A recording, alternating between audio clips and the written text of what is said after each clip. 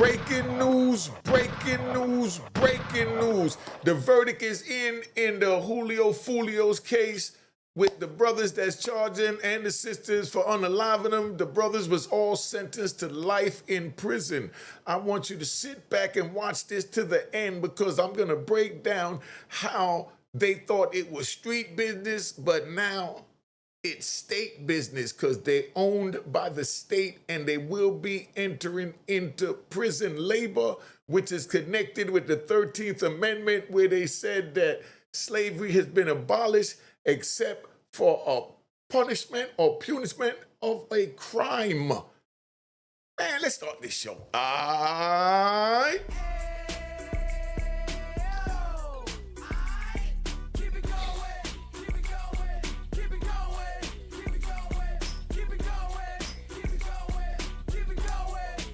Hit that like button, hit that like button.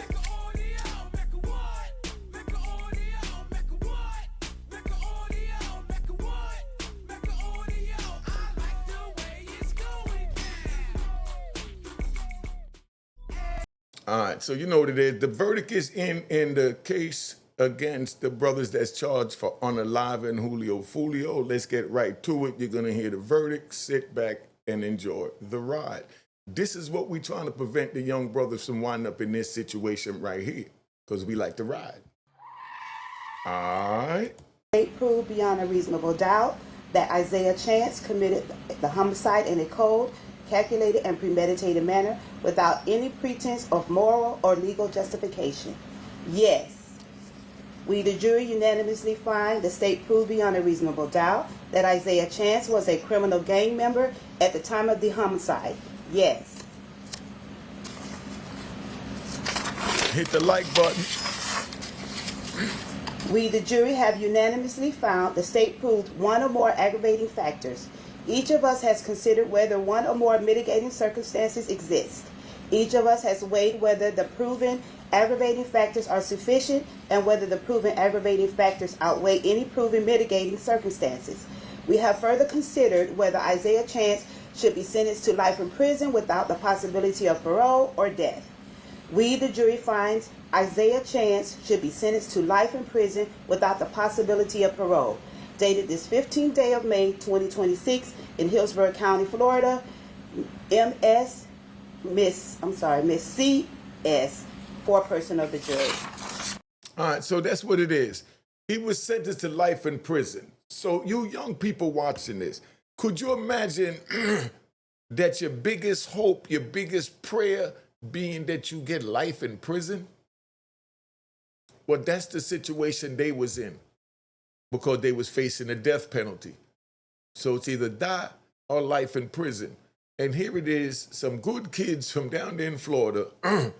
Sean Garthright is from a military background family. He traveled around, so he was experienced. They showed him using the computer, using the phone, tracking Julio Foolio down by looking for the Airbnb because Foolio did a video showing the Airbnb. And when he showed the Airbnb, they went looking for all the Airbnbs in that area in Florida and narrowed it down. It was in the living rooms of the different Airbnbs, trying to match it up to where Foolio was at.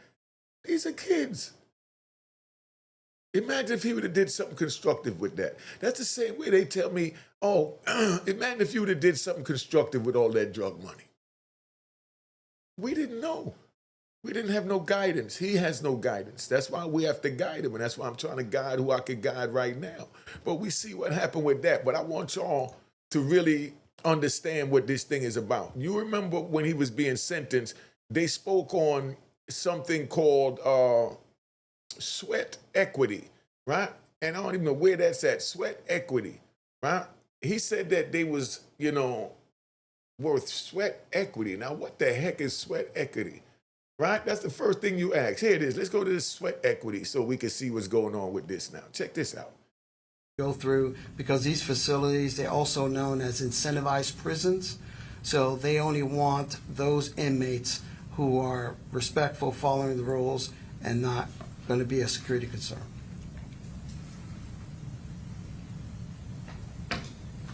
And based on Mr. Gathwright's age, physical abilities, things like that, do you think that the prison would benefit from him in a work capacity if he were sentenced to life without parole? Listen to his answer he's getting ready to give. If Sean Garthwright would be beneficial to the prison system. Listen to this. If y'all don't share this with every young person you know, I don't know what to tell you. You're not trying to save the children around you and some adults. But listen to the answer if he'll be beneficial to the prison. I say yes, with my experience, not only just in classification, but as former warden and even as a jail administrator. He's someone that's young, he's healthy. In reality, we need that labor, we need that sweat equity, and we will put him out there to work because we do have an aging prison population, jail administration, we have that. So we put these young individuals to work and get some sweat equity out of them since they are young and actually can do the work. Now, did you hear that? They have an aging population. The other guys, they've been down 40 years. They old. They back not strong no more. They can't sit up at the sewing machine. They can't chop rocks outside no more. They don't really understand the computer era. But we have this new breed coming in. They want to slide on each other. So we're going to show them how to slide with each other when they come to prison. Because when they come to prison, the very ones that they were sliding against would be the one that would have to save their lives while they're in prison. And it turns. And that's why I'm trying to tell you that it's not worth it. Now, he's sitting there talking about sweat equity, right? Now, I'm going to break this down because I want y'all to really see what's going on. I'm going to let you see where the beginning of sweat equity began. Okay? Let's ride. Slavery. Or did it? The 13th Amendment banned slavery, except as punishment for a crime. That single phrase became the legal loophole for a new system of forced labor. In the decades that followed, new laws targeted newly freed Black Americans, arresting them for vagrancy, for loitering, for simply existing without work papers. They were leased to private companies, building railroads, mining coal, harvesting cotton. The chain gangs of the 1800s became the prison farms of today. You heard that? The chain gangs of the 1800s became the prison farms of today. This is modern day, what they're getting ready to enter into with their sweat so that the state can make equity. So if you want your loved ones and your children to become sweat equity for whatever state you in or federal prison that they might break the law to put themselves in danger of enter into, don't let them watch this video. Don't let them watch this video. But if you're trying to save the babies, hit the like button right now. Hit the like button right now. All right? Let's hit the like button one time right now. All right? Let's keep it moving. Let's go back. This is modern day. One system replaced another. The names changed. The purpose didn't. Inside the farms, inmates describe days that start before sunrise, 100-degree fields, no shade, no water breaks. Reports from Louisiana and Texas show prisoners collapsing from heat exhaustion, some dying in the fields. That's what you call sweat equity. Is that what you want to be a part of? Is that what you want the youngins around you to be a part of? If that's the case, don't show them this video. You know what to do if you want to save them. But the officials call it correctional industry. One inmate told reporters, "We picked cotton until our hands bled." Another said, "If you stop working, they write you up. No sick days, no unions, no choice, just labor and silence." Who profits?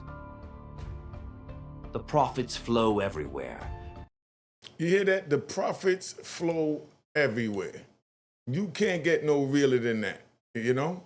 And that's what we be talking about. This is sweat equity so that you understand what's going on. Now, let's have a conversation because I've been on here long enough, jaw jambling, you know? Sean Garthwright and his co-defendants, right? From the street image to sweat equity. They thought it was street business. Now it's state business. They're state property, warded to the state. Listen close, young brothers and sisters. This is not entertainment. This is not the ugly ending. It's the worst ending. Sean Garthright and co-defendants, young men locked up. Young futures destroyed, young lives on trial. Now the conversation changed. It ain't about street status. It ain't about reputation no more. It ain't about who fed who. It ain't about sentencing. It's about life. It's about death. It's about prison labor. It's about sweat equity. Like I said before, the phrase sounds small, but it's heavy. Can't get no heavier than that. It means your body got value, but your freedom is gone. But your body got value. The street lied, and I'm going to show you how the street lied. The system collected when the streets lied to you. The street sells you dreams. Prison collects bodies. The street sells loyalty. Court exposes betrayal. The street sells power. Prison gives orders. The street sells image. Prison gives numbers. The streets say you solid. You know you solid. But in prison, they say you classified now as an inmate. We'll own you. The street says you respected. Prison says you assigned to this unit or this prison facility.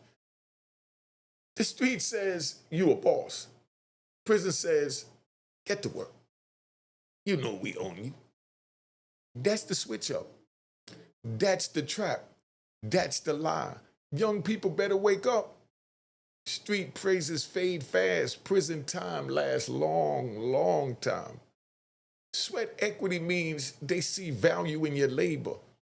That phrase hit different. Sweat equity, not freedom equity, not family equity, not future equity, not sweat equity. Just straight sweat equity. That means your back. That means your hands. That means your strength. That means your discipline. That means your labor. But not for you. Not your business. Not your house. Not your dream and not your family. Your sweat for the institution that you assigned to. Let's not forget about that assignment. You work under custody. You move when ordered. That's modern bondage that you chose to be a part of. Now, I mentioned in the beginning of the joint about the 13th Amendment left a door open. It left a door open to put those of you lazy ones that don't want to work and think you're going to get over on the system and you smarter than this and that and try and take shortcuts. They left a door open for you, right? Let me teach you something. The 13th Amendment ended slavery, but it left an exception. Punishment for crime could continue slavery. That's the door. That's the legal language. That's the part they skip. You commit the crime, you get convicted, then forced labor can be entered. Now your sweat becomes legal, your labor becomes controlled, your body becomes scheduled, your time becomes state time. I'm not bashing no one with this. I'm reading the reality of this world that these young people is entering into, and I was foolish enough to enter into and waste 26 years of my life in it. The trap was written then and it's written now. The door was there then and it's there now. The choices was there then, and I opened it and entered into a Pandora's box of hell, and that's where I'm trying to stop you young people from going. If you don't understand the words that are coming out my mouth, go watch Fridays. You know what I mean? Listen to Chris Tucker. Your choice can put you back in chains. Yes, slavery is over, but your choice can put you back in those very chains. This is the hard truth. Nobody wants to say it, but I'm going to say it. Your choices matter. Your circle matters. Your anger matters. Your pride matters. Your weapon matters. Your ride matters. Your text messages matter. Your location matters, your loyalty matters, your silence matters, your decision matter, because one bad choice can open that exception. Now you're no longer free. Now you're controlled by not only physical change that brought you there, but the mental change. Now your sweat becomes elsewhere. That's self-made captivity. That's you choosing to capture yourself when you know breaking the law will put you in that sweat equity field, and that's not where you're trying to go. Prison is modern day slavery when your labor ain't yours. Let's keep it real. Slavery is control of movement, control of labor, control of time, control of body, control of profit. Prison has all that. Wake up when I'm telling you this. Eat when told, move when told, work when told, stop when told, lock in when told, count when told. And if you refuse, disciplinary actions and sanctions come into play. All right, privileges are taken. That ain't freedom when they can take something from you. Tell you can't see your loved ones this weekend. You can't call your loved one on your cell phone this week. It's not freedom. But don't miss the other side. Choices put you there. Your choices is what put you there. My choices is what put me where I was at. I'm not making excuses. I'm not blaming everything outside. I'm not removing accountability. Accountability comes first. You choose the street, you choose the beef, you choose the mission, you choose the crew, you choose the risk. The system chooses the consequences. That's the deadly exchange. You make a move, court makes a record. Prison makes a number, labor makes a profit. Years make regret. Family carries pain, and the street moves on.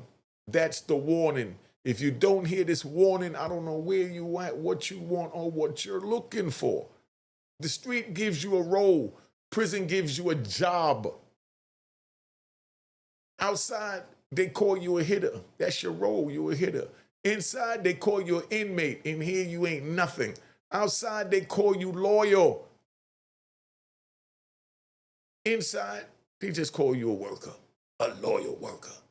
Outside, they call you dangerous. Inside, they call you manageable. They done turn killers into workers. Outside, they give you praise. Inside, they give you an assignment.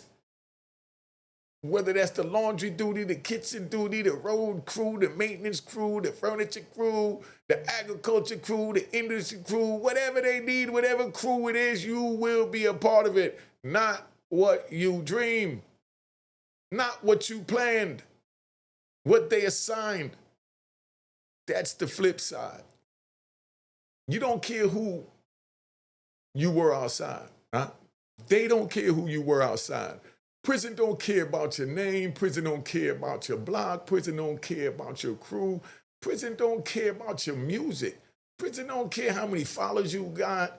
You know, if you little baby, little Dirk, or Big Willie, whatever you want to call it, man. And prison don't care about none of that. Prison don't care about your ego. Prison cares about that count. Prison cares about conduct. Prison cares about labor. Prison cares about control. Prison cares about order. That's it, and that's all. Your image gets stripped. Your drip gets stripped. Your schedule gets stripped. Your choices get stripped. Your name becomes paperwork. Your body becomes custody. Your labor becomes useful. That's the real sentence. Now, the co-defendant trap is real, right? You better believe that co-defendant trap is real. Young brothers, listen. Co-defendants ain't brotherhood. Co-defendants mean pressure. Co-defendants mean statements. Co-defendants mean blame. Co-defendants mean deals. Co-defendants mean separation. Co-defendants mean courtroom tension. Everybody love each other outside, but court changes the temperature fast. Lawyers start talking costing money, evidence start moving, prosecutors start building cases and flipping snitches. Families start crying, somebody starts folding, somebody starts pointing, somebody starts saving himself before the ship sink and become a rat bastard. That's what will happen to you if you stay out there. Get your ass off the street and get yourself a job or start a YouTube channel. All right? Easy self-entrepreneur joint. Yeah, all right? They tell you how dumb my black ass is, for trying to save you. Somebody's, man, like I said, family start crying, man, or, somebody starts folding, somebody starts pointing the finger, somebody starts saving himself. And that's what you have to understand, and we ain't trying to really go through all that, man. It's like, just sitting back, watching this, been on here long enough. As a matter of fact, I'm gonna get another one, right? I want y'all to know about this prison move, what's going on. So we're gonna show you right now what this prison joint is about, all right? Now, this is the labor that's going on in the prison today from their sweat equity, and it's being trickled down to major corporations, and everybody's eating from their sweat equity, from their own choices. Gotta blame them. They gotta take accountability. All right?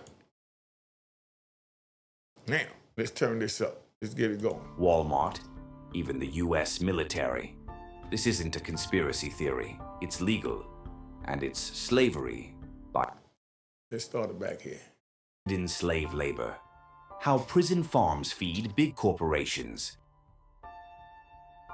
You've heard the phrase, made in America. But what if I told you some of those products were made by prisoners working for pennies or nothing at all? Behind barbed wire and razor fences exist massive prison farms, supplying food, cotton, and goods to some of the biggest corporations in the world. Companies like McDonald's, Walmart, even the US military. This isn't a conspiracy theory. It's legal, and it's slavery by another name. The hidden workforce. The United States has over 2 million people behind bars, more than any other country on earth. And many of them are working. Not for rehabilitation, not for training, but to keep the prison system and private companies profitable. Some harvest crops, others process meat, some sew uniforms for the military. They work long hours under guard for an average wage of 30 cents an hour. Refuse to work, they can lose visitation, be sent to solitary confinement, or have their parole delayed. The labor isn't optional, it's survival. The corporate pipeline. The prison-to-plate pipeline runs deep across states like Texas, Louisiana, and Arkansas. Inmates farm thousands of acres, producing beef, milk, soy, and grain. Those goods are sold through middlemen, distributors that quietly supply major restaurants and grocery chains. Investigations have traced these prison-grown products to brands like McDonald's, Walmart, and Cisco. But no one talks about it, because when the supply chain is long enough, the exploitation disappears. Just so you understand, that's sweat equity. This is what we're trying to prevent the young brothers from having to deal with. They can work your body while your life stands still. That's what hurts. Your body keeps working, but your life freezes. Your mother gets older, your children grow up, your friends disappear, your neighborhood changes, your woman moves on, your youth fades away, but the prison clock continues. Work call comes, count time comes, chow time comes, lockdown comes, repeat over and over. For 26 years of my life, I had to deal with it, and I'm trying to prevent you from dealing with that. Year after year, I dealt with that. Decade after decade, sweat after sweat. Their equity and more of their equity. I was one. I'm trying to prevent you from being another. Regret after regret. That's not living. They got value from the same body the street destroyed.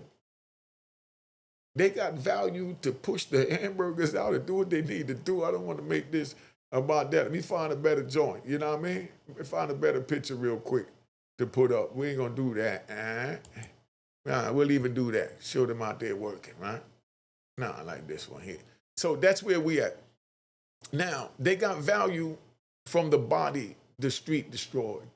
Think about that. The streets use his courage. The streets use his anger. The streets use his loyalty. The streets use his youth. The street use his ignorance. Then the street use his labor. Same young body, different owners. First, the street owned his mind. The prison owned his movement. First, the crew gave orders. Then custody gave orders. First, he worked for status. Then he worked for survival. Both ways he lost. Both ways he was used. That's the lesson. Don't be used by nobody. Own yourself and stay outside free. Freedom is the real bag. Let's talk about the real bag. Everybody tell me who got the bag. You know what I mean? Young people chase money, but ignore freedom. Freedom is the bag. Movement is the bag. Choice is the bag. Peace is the bag. Family is the bag. Your name clean is the bag. Sleeping in your own bed is the bag. Choosing your own work is the bag. Building and keeping your own check in your pocket is the bag. Building your own business is the bag. Walking outside is the bag. Breathing is the bag. Don't trade that. Don't sell that. Don't gamble that. Don't crash out. Don't let nobody trick you. Freedom is priceless. You know what priceless feels like? Let's get some music in here. You know, let's get some music in here, right? I want to see how the music sound up in here, 27 minutes. All right. So now I'm going to play some music to run this out, right? Wake up before you become the example. Everybody thinks it won't be them until it is them. Everybody thinks they too smart until evidence appears. Everybody thinks people won't talk until statements surface. Everybody thinks loyalty is forever until sentencing starts. Everybody thinks prison is survivable until life becomes real. Everybody thinks work is simple until it's forced. Everybody thinks time is nothing until decades pass. Everybody thinks they built different until the doors close. Then you see who's who. Wake up now. Not after you're arrested. Not after trial. Now. Wake up now. Let me give you the final jewel, because I've been on here long enough, right? I just felt like riding out this evening, right? Check it out. I need, right? Don't let your choices enslave you. That's the title of this. Don't let your choices enslave you. I need the youth to hear this. The 13th Amendment has an exception. Punishment for crime. That means your choices matter. Your freedom is not guaranteed. Your body can be controlled. Your labor can be taken. Your sweat can be used as equity. Your life can be locked down, and the street won't save you. So don't play with that door. Don't open that trap. Don't become sweat equity. Don't become prison labor, and definitely don't become a cautionary tale. Build while you're free. Work while you're free. Change while you're free. Become the streets and do the right thing. Because the streets are real. The prison is realer, and it definitely ain't worth it, right? Let me ask you, 10 questions before I pop out, right? In prison, modern day slavery, right? Is prison modern day slavery to you? Put in the comment, is prison modern day slavery? In many ways, yes, especially when labors are forced, especially when freedom is gone, especially when pay is little or nothing. That's why choices matter. Don't make the choices to land you back in prison. What does the 13th Amendment have to do with prison labor? Y'all tell me, what do you think the 13th Amendment have to do with prison labor from what you learned here at Unique Mecca Audio today? All right. It abolished slavery, but it left an exception. Punishment for crime. That exception is powerful. That's the trap door that I'm trying to dig into your head so you understand. Are inmates being used for their sweat? Do you feel inmates are being used for their sweat? Yes, that's the point. Their labor has value. Their bodies produce work, but they don't own the outcome. That's why sweat equity hits so hard. Question number 4, did Sean Garthwright's choices lead him there? Do you feel that it was Sean Garthwright's choices that led him there? That's the lesson. Choices have consequences. Street decisions become court decisions. Court decisions become prison time. Prison time becomes loss of life. Question number 5. Why should young people care about this? Why do you think young people should care about this video? Because I know this video is powerful. Make sure and hit the like button right now. At least give me an emoji or something up in this joint. Let's get it moving. You know, because the trap is waiting. The street recruits young. The system sentence hard. Prison keeps you long time. Youth disappears. I went in 29 and came out 56 years old. You tell me how that made me big, bad, or bold. You know what I mean? I lost it all. Is life in prison better than death? Do you feel life in prison is better than death? That question is heavy. Life means breathing, but not freedom. Life can mean labor forever. That's why prevention matters. To prevent from going to prison. Question number 7, does the street tell young people the truth? Do you feel the streets tell young people the truth? Because over here at Unique Mecca Audio, we telling y'all the truth tonight and every night, all right? No, the street sells the front end. It hides the prison end. It shows clout. It hides custody. What's the biggest lie in the street culture, in your opinion?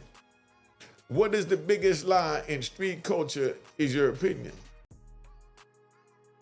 That loyalty is guaranteed? That silence protects everybody? That prison is nothing? That respect is worth freedom? All of that is false. Question number 9, because we riding good. How do young people avoid becoming sweat equity? Put it in the comments how you feel young people like this young man above me should prevent and avoid becoming sweat equity. Leave the street alone is one. Watch your circle, control your pride. Learn a skill. Build legally while free. Now here go the last one that I'm out of here. I know y'all tired of me by now. What is the main message in this video that I've done today is? What is the main message? One of the main messages to me is don't let the street use you. Don't let prison own you, and don't let choices enslave you. Your sweat belongs to your future. Stay free, stay focused, and stay alive. Remember, you learned that at Unique Mecca Audio. It didn't cost you nothing but a like. Cash App is at the top of the joint if you're feeling like you respect the game, that the game is to be sold, not told. Everybody done got spoiled on YouTube and everything is for free. Come on, dog. All right, well, give me a free like sign. I'm out of here. Cheers, cheers, toast the crime, toast the crime, the crime, the crime, the crime.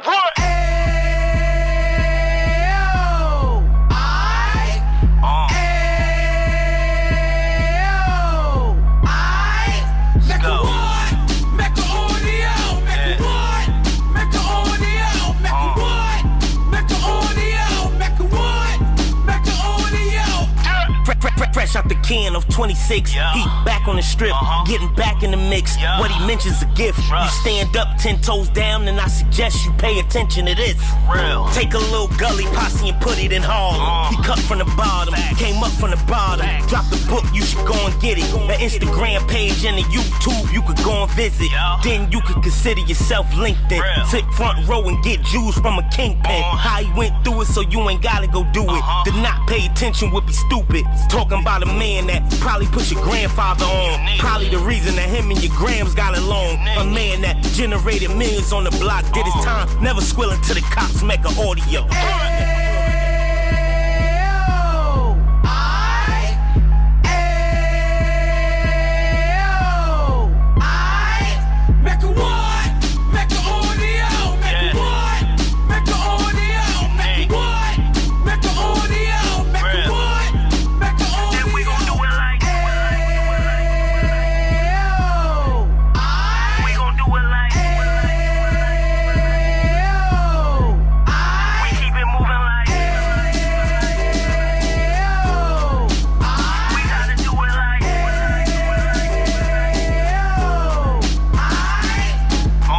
Get it live like 2 G's in the 90s. Drop top beamer so shiny. I let shorty go, she was whining.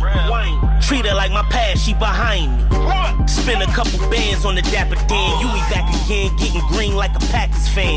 No cap, it's a roaring uptown. They be horn uptown, Dominican bust downs. Now we on the positive, we got a lot to give. Now he trying to stop the kids from being inoperative. So take heed, homie, lend a ear. He started in uptown, he gon' finish dead. But now it ain't about selling drugs, buying cars. It's about buying property to make the community ours, so we can give back to the